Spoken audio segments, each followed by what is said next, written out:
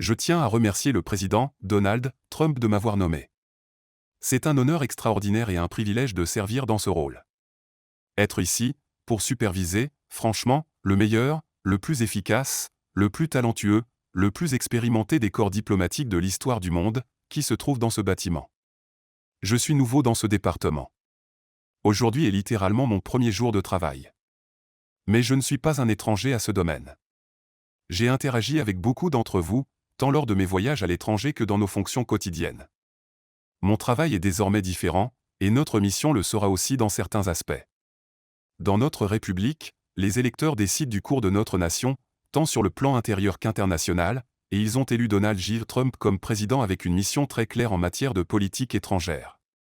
Cette mission consiste à veiller à ce que notre politique étrangère soit centrée sur une chose, l'avancement de nos intérêts nationaux, définis clairement tout au long de sa campagne comme tout ce qui nous rend plus forts, plus sûrs ou plus prospères.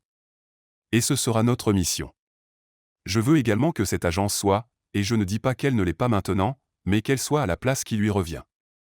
Je veux que le département d'État soit au cœur de la manière dont l'Amérique s'engage avec le monde, pas seulement dans l'exécution des politiques, mais aussi dans leur formulation. Certains des esprits les plus brillants en matière de politique étrangère se trouvent dans ce bâtiment et dans ce gouvernement. Nous devons créer un environnement propice à la créativité, à l'audace, aux nouvelles idées, en reconnaissant le monde dynamique et en évolution rapide dans lequel nous vivons. Nous devons être en avance lorsque le moment viendra pour les décideurs de se réunir. Je veux que le département d'État dispose des meilleures idées et des meilleures options pour le président, puis que nous soyons capables de les exécuter mieux que n'importe quelle autre agence. Ce sera aussi l'un de mes objectifs. Nous voulons être au centre de la formulation des politiques étrangères, parce que nous aurons les meilleures idées et parce que nous les mettrons en œuvre mieux, plus rapidement et plus efficacement que toute autre agence. Je sais que nous avons la bonne équipe pour y parvenir.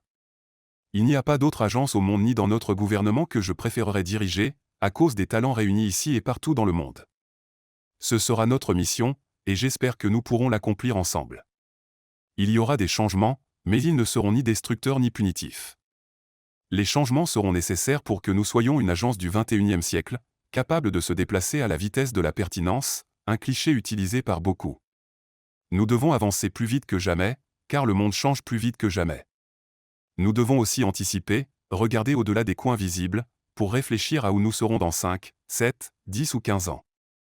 Mon espoir sincère et ma prière sont que nous puissions, en tant que nation, laisser aux générations futures un pays et une planète plus sûrs et meilleurs que ceux que nous avons hérités. Vous jouerez un rôle majeur dans l'atteinte de cet objectif. C'est un honneur de diriger cette agence. J'espère le faire avec distinction et intégrité, en travaillant plus dur que jamais. Ce ne sera pas facile, car de nombreux prédécesseurs ont travaillé très dur. Mais je sais que nous sommes à la hauteur, et je suis heureux d'être ici dès le premier jour. J'ai prêté serment à 9h15, 14h15 GMT. Je n'ai pas raté le serment, et nous sommes prêts à nous mettre au travail. Et je sais que vous l'êtes aussi. Merci. Que Dieu vous bénisse.